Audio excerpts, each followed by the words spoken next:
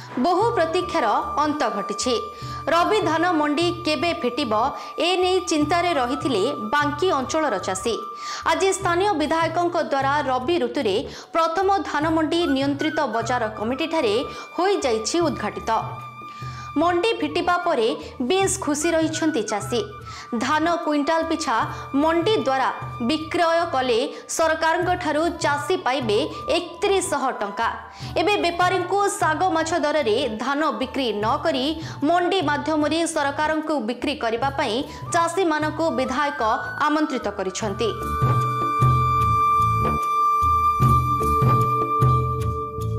फिटिला कटक जिलार बांकी उपखंड में चलित वर्षर प्रथम रबी धान मंडी। बेपारी ठारू मिलिला छुटकारा। धान मंडी फिटिबा परे चाषी बेस खुशी प्रकट करिसेंती। बळका धान को एबे मंडी माध्यम रे सरकारी धार्य मूल्य रे विक्रय करुछंती चाषी। आज स्थानीय विधायक देवी रंजन त्रिपाठी द्वारा नियंत्रित बजार कमिटी ठारे चलित वर्षर प्रथम धान मंडी को करा जायछि उद्घाटित। यह उद्घाटन उत्सव में सहकारी निबंधक सुरेंद्र कुमार जेना समेत विभागर समस्त पदाधिकारी और चाषी रही उपस्थित। विधायक श्रीजुक्त त्रिपाठी चाषी मानू आह्वान देइछंती मंडी रे ही धान विक्रय करंतु, सरकार धार्य पाउना नियंतु।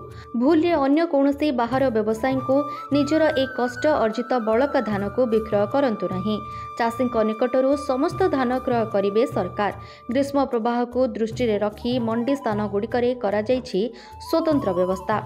अन्यपटे चाषी को सहकारी निबंधक आह्वान करिसेंती एफिक्यू मानर धान आणंतु, सरकारी अर्थ क्विंटाल पिछा 3100 टंका नियंतु। गणमाध्यमर प्रश्नर उत्तर रखी विभागीय अधिकारी कहिसेंती मिलर मनमानी मंडी रे चलिब नाही कि कौनसी कटनी छटनीर प्रश्न उठु नाही। जदि ए सब अभियोग केउ मंडी आसिब तेबे से मिलर विरोध रे नियाजिब एक्शन। चलित वर्ष 16टी सेवा समवाय समिति और गोटे महिला स्वयं सहायक गोष्ठी द्वारा धान किणिबे सरकार। आज गोपालपुर सेवा समवाय समिति पक्षरु प्रथम धान मंडी फिटी सारी। चाषी मंडी को धान आनी विक्रय करने आरंभ हो जाइछे। सर्वमोट ए सेवा समिति रे 91 जन चाषी नाम पंजीकरण करिसेंती। प्रथम दिन में 4 जन चाषी निकटरू 103 क्विंटाल 92 केजी धान संग्रहर लक्ष्य रखिथिबा कहिसेंती सेवा समितिर परिचालना कमिटी सभापति। आगामी दिन में अवशिष्ट सेवा समिति गुड़िकरे पर्यायक्रमे फिटिब धान मंडी बोली सूचना दैछंती सहकारी निबंधक श्रीजुक्त जेना। सब डिविजन अंतर्गत गोपालपुर सेवा समवाय समिति शुभारंभ होती।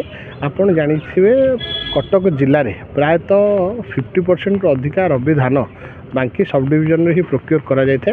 ताहा केमती चलित वर्ष सुचार ढंगे करा जाई परिबो। चाषी मानकु तांकर जो उत्पादित द्रव्य केमती सेवा समवाय समिति माध्यम 17टी पैक्स रे केमती तांकटो आदाय करा जाई परिबो और सठिक मूल्य तांके प्रदान करा जाई परिबो। सेते बांकी सेवा समवाय समिति संपूर्ण भाव प्रस्तुत अछि और गोपालपुर रे मध्ये ता सुचार ढंगर केमती करा जाई परिबो से विषय आलोचना मध्ये होई शुभारंभ होई। आज हम गोपालपुर सेवा समवाय तरफरु धान मंडी उद्घाटन है। मानवर विधायक उद्घाटन कले एवं एठी आमर समस्त सेवा समितिर सभ्य माने जो मान धान आसी रबी सीजन रे समस्त आनिक देवे बोली ठीक करचंदी। एवं प्रति वर्ष आम सोसाइटी रे सुरुखुरु भाव रे सरकार निर्धारित धार्य रेट रे आमे समस्त धान दउचु। खरीफ हो रबी हो एवं 3100 टंका हिसाब रे सरकार धार्य मूल्य पाउछु। चाषी डाल चाष भी करते साहदेवी चाष कर मंडी में पैसा पाई। सरकार तरफ जहाँ धार्य कर 31 टंका आम सुरक्षे पाचु। 24 ବା 48 घंटा भर पाई जाऊँ सुविधा पैसा खुशी अच्छी। मु चाषी मैंने अनुरोध कर सब चाषी मैंने भल चाष करते सोसाइटी सुविधा ऋण नहीं से ठीक से परिशोध कर भल चाष कर उन्नति लाभ कर। आज आम गोपालपुर सेवा समवाय समिति आज प्रथम मंडी आज अनुकूल होती। आज आम टोटाल आम समिति 51 जन चाषी रेजिस्ट्रेशन कर दालुआ मंडी बेंगी। आज 4 जन चाषी 103 क्विंटाल 92 किलो धान आज मंडी में विक्रय करेंगे। ନାଇଁ ଯେଉଁ ଉତ୍ସାହିତ ଅଛନ୍ତି ସରକାର ଦେଉଛନ୍ତି ରେଟ୍ 3300 ଟଙ୍କା ଲେଖେ ଦେଉଛନ୍ତି।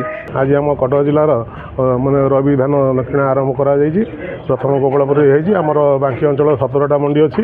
ଆଉ ସମସ୍ତ ମଣ୍ଡିରେ ଆମ ଚାଷୀଙ୍କର ଟୋକନ ଆସିଲାଣି ଏବଂ ସମସ୍ତ ଚାଷୀଙ୍କ ସମସ୍ତ ଧାନ ଆମେ କିଣିବା ପାଇଁ ଯେଉଁ ପ୍ରସ୍ତୁତି କରିଛୁ, ଯେମିତି କୌଣସି ଚାଷୀର ଅସୁବିଧା ନ ହୁଏ ସେଥିପାଇଁ ଆମେ ଯୋଜନା ପ୍ଲାନ୍ କରିଛୁ। ଚଳିତ ବର୍ଷ କଟକ ଜିଲ୍ଲାର ବାଙ୍କି ସହର ପରିସରରେ ଫିଟି ସାରିଛି ରବି ଧାନ ମଣ୍ଡି। ଚାଷୀ ତାର ବଳକା ଧାନ ମଣ୍ଡି ମାଧ୍ୟମରେ ବିକ୍ରୟ କରିବ ଓ 2 ପଇସା ଲାଭବାନ ହେବ। ତ ଏକୁ ନେଇ ଚାଷୀ ବେଶ ଖୁସି ରହିଛନ୍ତି। ଆଉ କଠିନ ଛଟିନ ଠାରୁ ବହୁ ଦୂରରେ ରହିବେ ବୋଲି ସମସ୍ତଙ୍କୁ ଅନୁରୋଧ କରିଛନ୍ତି ବିଭାଗୀୟ ଅଧିକାରୀ।